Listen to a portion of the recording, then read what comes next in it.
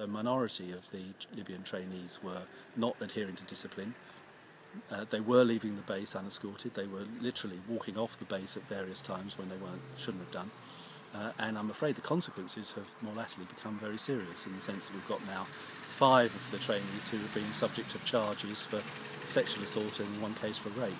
So that's very serious consequences of the lack of discipline. In a proportion, I mean, I put it based on conversations I've had with constituents, at about 1 in 10 who simply will not accept the discipline, who were not prepared to do what they were asked to do, who weren't becoming part of a military force in that sense, and were looking to take whatever advantage they could of being outside the base for whatever purpose. Well, the MOD, I think, have accepted what I put to them was the necessity of calling a halt and the repatriation of the trainees.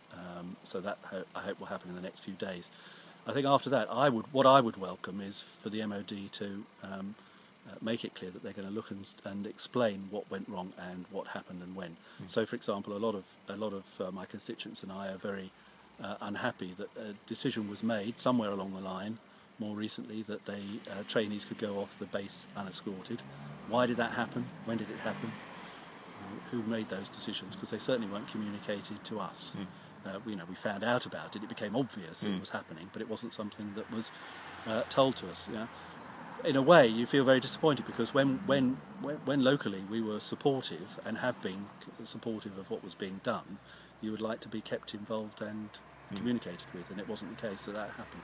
How serious a failure has this been, do you think, by the MOD? I mean, it is. The consequences are serious, and I know the MOD have to account for that, and I hope they will. And from my point of view, I'm unhappy. It felt like it was going wrong a few weeks ago. It doesn't feel like it's been going wrong all the way through, but no doubt, actually, they probably were aware that some of the trainees were not adhering to discipline from an early stage. And I wonder whether they might not at a much earlier stage have recognised that was the case and taken a proportion of the trainees out and repatriated them much earlier.